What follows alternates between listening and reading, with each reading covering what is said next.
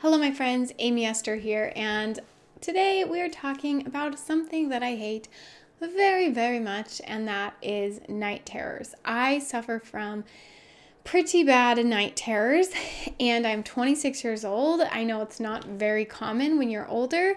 From the research that I've done, it is typically something that happens in early childhood and goes away by the time you come into adulthood, and yet here I am, still getting night terrors almost every night. And so I have mentioned them here and there on my channel because my channel is about life with chronic illness. So if you're new here, I do have several chronic illnesses and I share them here on my channel about how to do life with chronic illness. And I've mentioned that I have night terrors, and so I've been getting more and more questions about them. And I am actually surprised I haven't done a video yet on it, because it is something that I have suffered from for a long time, and they have gotten a lot worse recently. I had a baby a few months ago, and since then, I don't know if it's postpartum anxiety or something like that that has been bringing them on more, but they definitely have gotten worse. So that is what we're talking about today.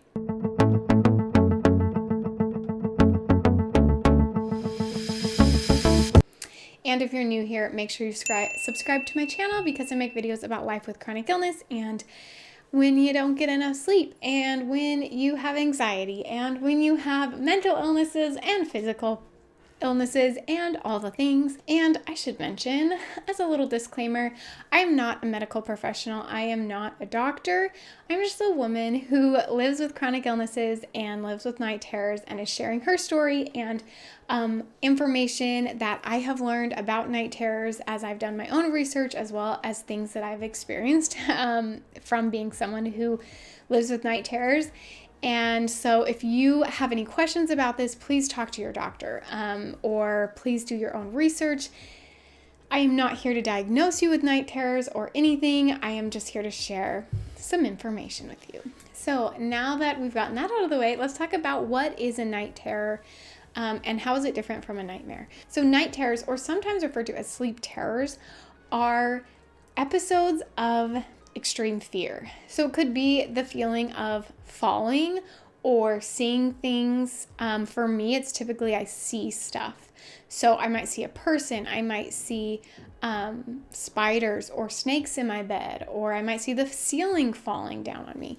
But it's a short period of intense fear and usually screaming. So in children, especially children who are young enough that they can't really communicate with you that well, it's typically that they just scream in the middle of the night, and when you go into them, they might not even remember what happened. And from the research I've done, it's pretty consistent that children often don't remember, or they have very vague, short memories of what has happened. And for me, and I don't know if it's just because I'm an adult, and I don't know why, but for me, I do typically remember a short piece of what happened. I usually remember what I saw, and I'll still feel very scared. I will still have my heart beating super fast, and I'll realize that it wasn't real, but I still feel that fear. So what happens for me is I typically have these at the beginning of my night, and like in the first couple hours of falling asleep, and I will see something. It might be a person, it might be, like I said, spiders or other things happening in the room, and I will scream bloody murder.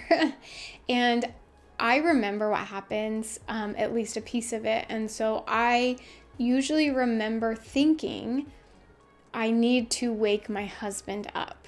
I need him to be here. And I usually know what's going on around me.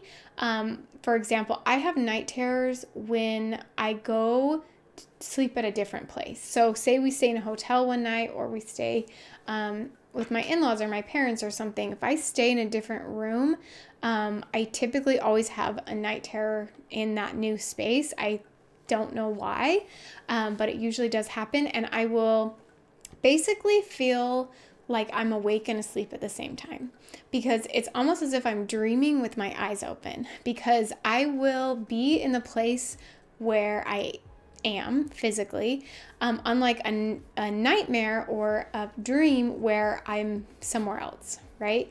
And I always thought it was just a dream until I started having them in different places. I mean, we don't travel a lot, but if we do, I will get them in those new places.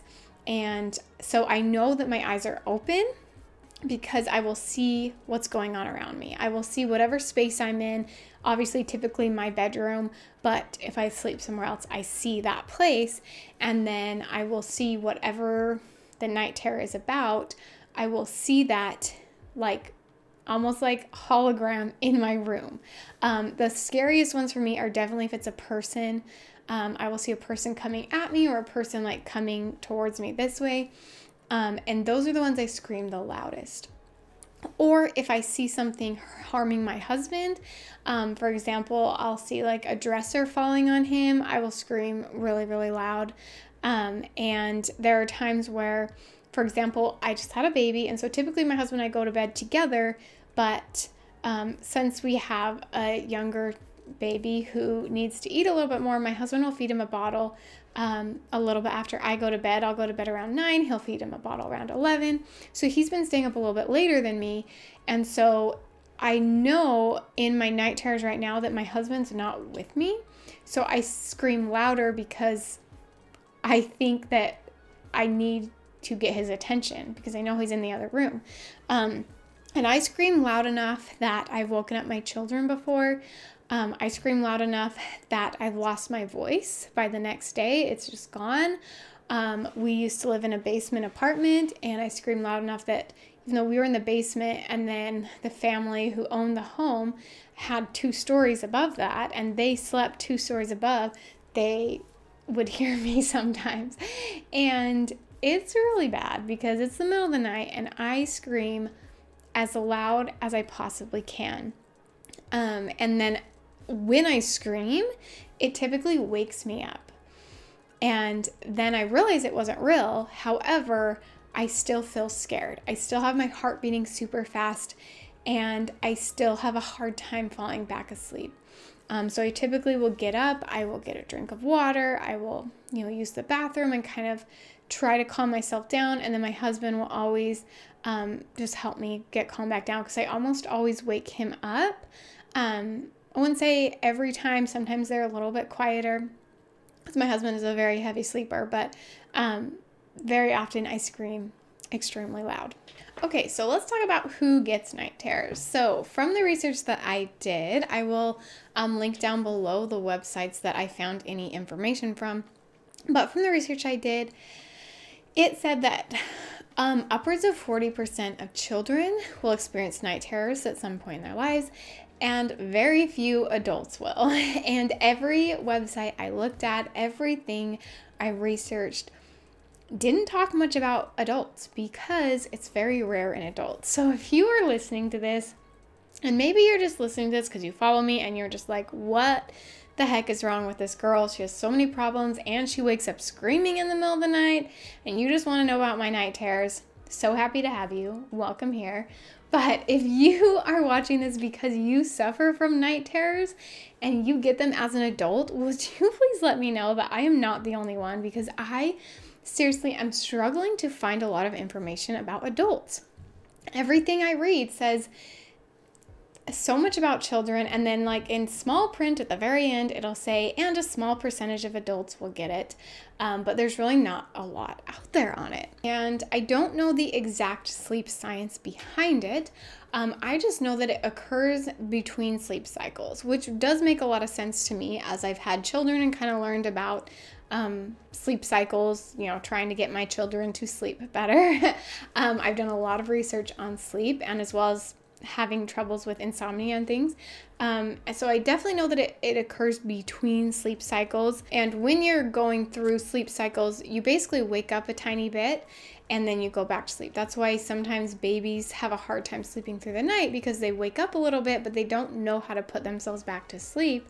And so then they cry and they want to be put back to sleep the same way they were put to sleep in the first place. So if you rock them to sleep and they wake up, they kind of half wake up and they realize they're not being rocked anymore, they'll start crying and want you to help them put them back to sleep. So when you're between those sleep stages and you wake up a little bit, that's when these night terrors happen.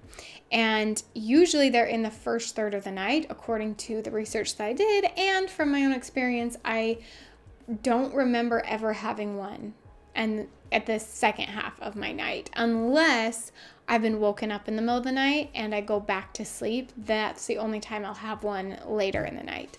But typically they definitely happen within the first couple hours of me going to sleep.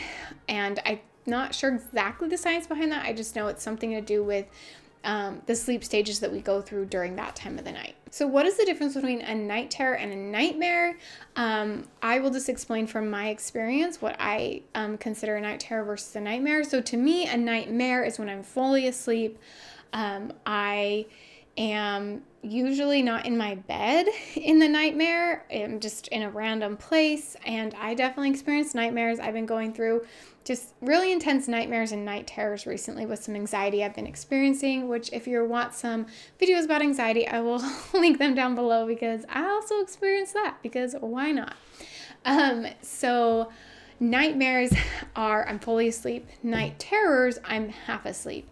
I will be, like I mentioned, wherever I fell asleep, I will be in that place and I'll just open my eyes and see stuff. So I'm in that half awake, half asleep kind of place. So some people, I think, say they have night terrors when really they're just having nightmares.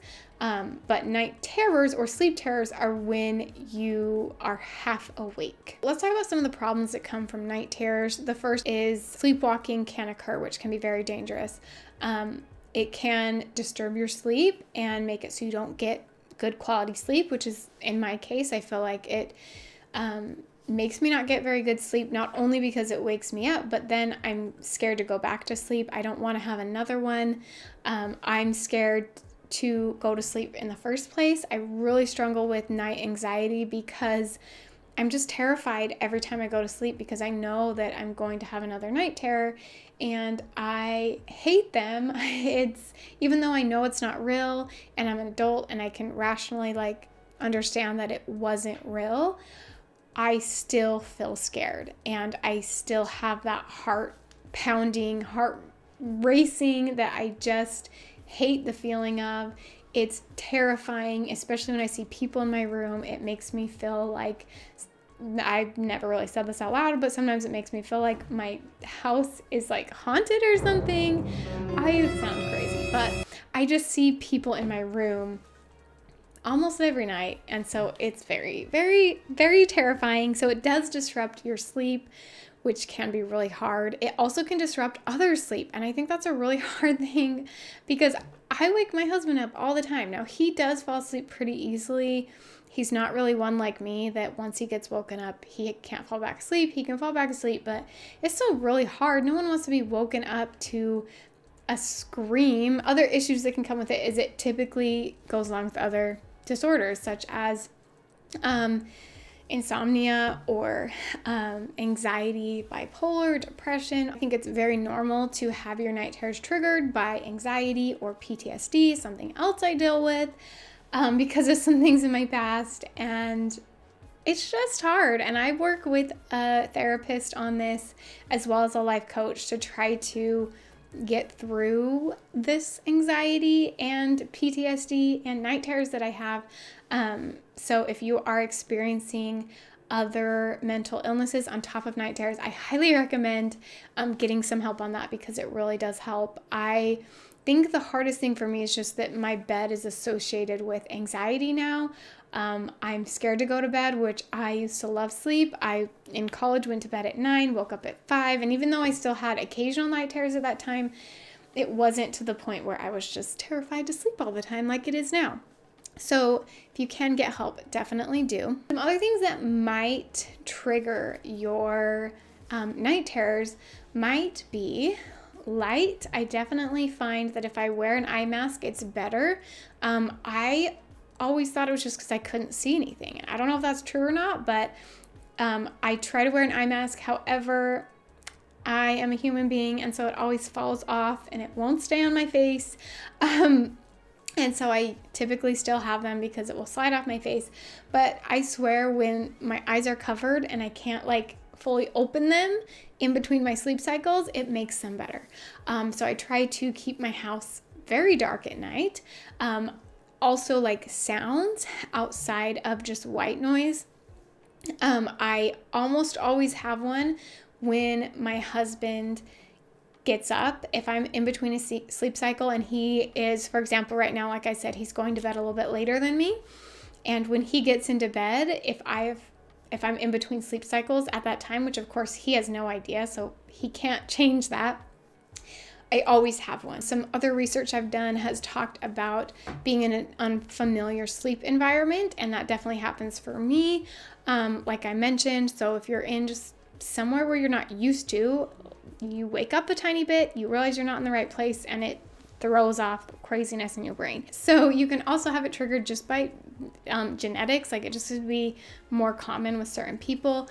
I also read that restless leg syndrome, which I have all the chronic illnesses, so whatever, but I'm pretty sure I have that restless leg syndrome, as well as if you have migraines. Chronic migraines has been linked to having night terrors, according to the research that I did, which is interesting because do you think that I have chronic migraines? Of course I do, because I have all the problems. So those are some things that might trigger it or might make it more common for you. Oh, one more thing, alcohol use. So if you use alcohol, I personally don't drink alcohol and never have, but that can be something that might trigger your night terrors.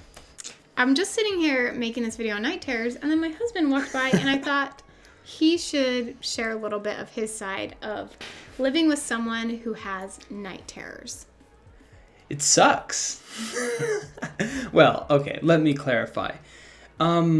It's the first time it happened, I'm sure she went over it. It was very disconcerting.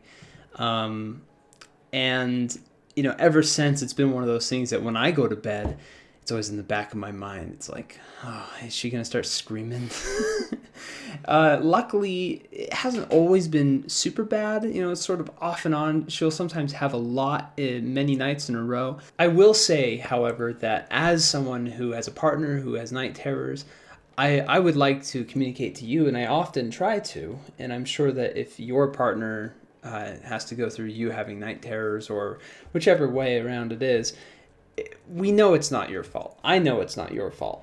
I know it's not something you can necessarily control.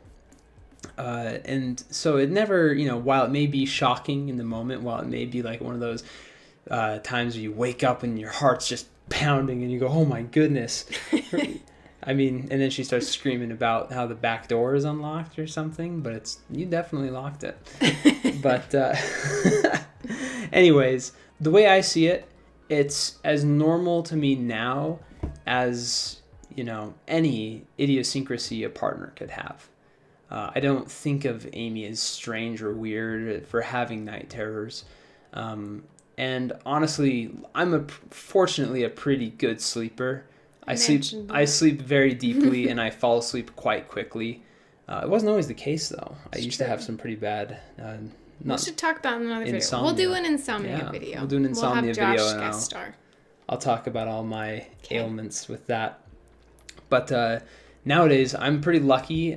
For those of you who, can't fall asleep so easily after their partner screams bloody murder, talking about how a dresser is going to fall on them. That's a true story. It is.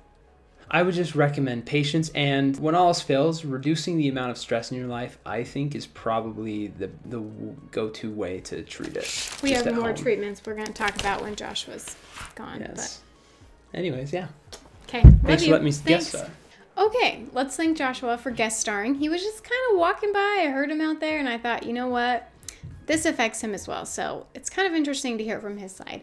So let's just finish this video. I know it's been a long one, but we're going to finish this with what to do about it. How to manage night terrors. The first thing that you want to do is treat any underlying condition. So whether it's migraines, like we talked about, could trigger it, anxiety, PTSD, depression, any of those underlying things, as well as I have a condition called POTS, postural orthostatic tachycardia syndrome, which means my blood doesn't circulate well and my heart races when I stand. And I have this theory, it could be totally wrong, and I may be just totally making this up, but I have this theory that is contributing to my night terrors because my heart does not beat normally. I have tachycardia all day long, and so I'm wondering if that has something to do with it. I don't know, could be, but treating underlying conditions help. As well as creating the perfect sleep environment, like having an eye mask. We talked about keeping it as dark as possible, using white noise that is just always the same. Don't use white noise that like changes, like ocean sounds or something, just straight white noise, as well as just creating a more comfortable sleep environment. I will link down below the bed I have. Is it pricey? Yes. Has it helped me? 100%. So if you're looking for a better sleep arrangement to help you sleep better, because let's be honest, sleep affects everything in our lives, and I will pay as much money as I need to have a nice bed. So I have an adjustable bed as well as like a body pillow, and just all the things you can think of to have a good night's sleep. Oh, also, weighted blanket helps a lot because it helps with anxiety, and it's just really comforting. So have a nice, quiet, dark sleep environment. See a therapist to help with any of those mental illnesses that you're dealing with. I will link down below BetterHelp, which is an online counseling service that is a lot cheaper than maybe a counselor that is near you, as well as just all of it's online. And we know with everything going on this year that it is much better to do online things than to be in person, as well as just making it easier to create those appointments, because I have kids and chronic illnesses and I never have time anyway. So doing it with an online service is really great. So I will link down below. I have an affiliate link with BetterHelp. So work on controlling that anxiety and PTSD and whatever else is going on for you. And then avoid waking your partner. Something my husband used to do is as soon as I'd start screaming, he would like try to cuddle me and try to comfort me, or he'd try to sometimes he'd cover my mouth because he's like, why are you screaming? But he didn't cover mouth at the beginning. It was just like once he knew what was happening, he was trying to stop the kids from waking up, which was smart, but it does make the night terror worse because then I see a person and then I feel someone touch me. That's just like another sense that makes the night terror scarier. So we try to just let the person have the night terror and let it happen. I find that if he tries to quiet me down, I just scream louder. If he at all touches me, that just makes it worse. So try to avoid waking your partner until they're done. They're already feeling the terrifying effects of having a night terror, and it's just going to make it worse. So avoid, or ask your partner to avoid doing anything until it's done, because it's not going to last that long, but it's the worst. You could also try changing medications if you're on medication, and then I would also recommend keeping a journal to try to find the triggers. Maybe it's a food thing, maybe it's when you get certain types of anxiety, social anxiety, and then you have a night terror that night, or if you're on the computer late at night, maybe that triggers you. But I would keep a journal with things you did that day and when you had night terrors, to see if you can find a solution there. So you guys, this video became way longer than I expected. I did not mean to make this video so long, but it happened, and we had a little guest star on it as well, my sweet husband Joshua. So I hope this video was helpful for you to just talk about night terrors and what to do about them, and hopefully just find someone out there who is suffering like I am, because it sucks and I hate it. So anyway, you guys, I'll see you in my next video. Make sure to subscribe to my channel, and I'll see you soon.